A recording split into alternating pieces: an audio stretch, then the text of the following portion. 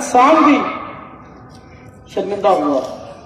دشمنیاں ہوتی ہیں لیکن معصوم پھولوں سے اس طرح بدلے لینا کسی مہذب معاشرے کی مثال نہیں ہے.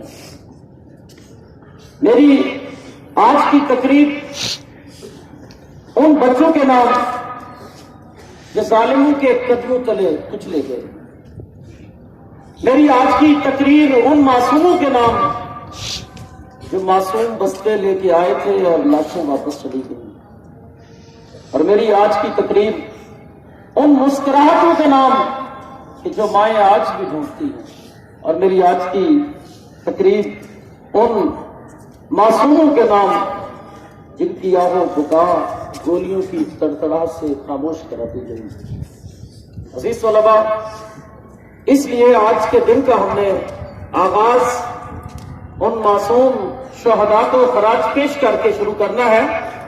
آج کی تقریب کے لیے تلاوت کلام پاک کے لیے میں دعوت دوں گا قاری علی جمیل کو کہ آئیں اور اللہ کے بابرکت کلام سے ہمارے دلوں کو منور کریں.